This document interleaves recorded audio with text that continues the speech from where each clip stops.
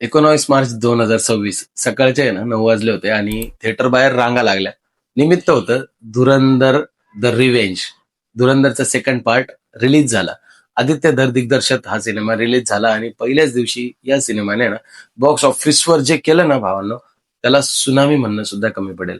फक्त भारतात पहिल्या दिवशी 145 कोटी रुपयांची कमाई.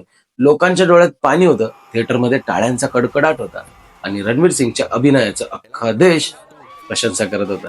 पण त्याच वेळी ना ट्विटरवर एक पोस्ट येते आणि ती पोस्ट होती ध्रुव राठीची. ज्या सिनेमाला लोक मास्टरपीस म्हणत होते त्याला ध्रुव राठीने सरळ सरळ प्रपोगंडा फिल्म म्हटलंय. नमस्कार मित्रांनो, आजच्या व्हिडिओमध्ये ना आपण एका अशाच प्रपोगंडाला एक्सपोज करणार आहोत.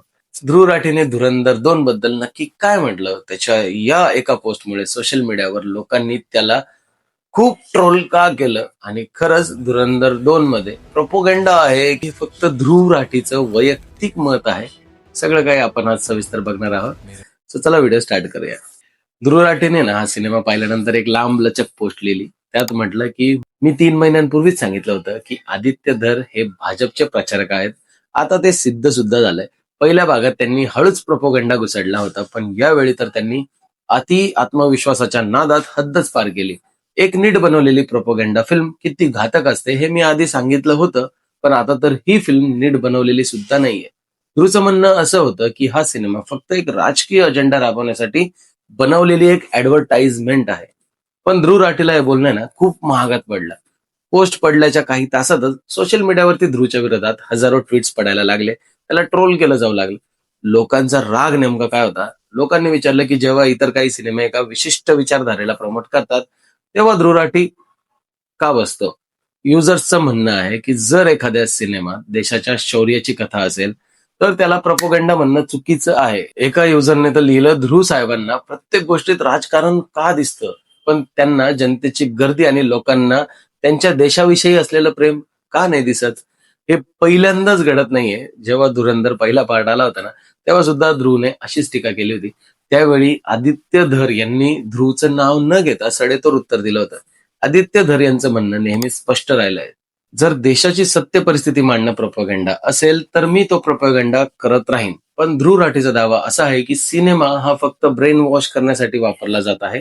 यामुळे प्रेक्षकांमध्ये 2 गट पडले. एक गट जो ध्रुव राठीच्या फॅक्ट चेकिंगवर विश्वास ठेवतो आणि दुसरा गट आहे जो मोठा गट या सिनेमाला कलेच्या दृष्टीने आणि आपल्या देशाच्या प्रेमाच्या दृष्टीने बघतो.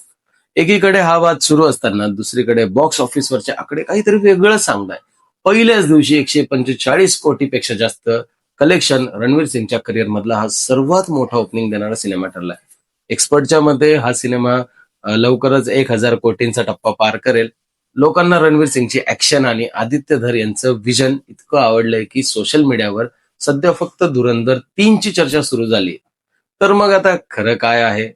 सिनेमा हे समाजाचा आरसा असतात असं म्हटलं जातं. ध्रुव राठीला यात प्रोपोगंडा दिसत असेल तर करोडो लोकांना यात आपली अस्मिता दिसते. आपल्या देशासाठी आपले सैन्य स्वतःची लाईफ सॅक्रिफाईस करून कामं करतात, त्याबद्दल अभिमान वाटतो. पण एक गोष्ट नक्की, जेव्हा एखादा सिनेमा इतकी मोठी कमाई करतो तेव्हा तो फक्त एका विचारधारेवर चालत नाही. त्यात नक्कीच काहीतरी असतं जे सर्वसामान्य प्रेक्षकांच्या मनाला भिडतं.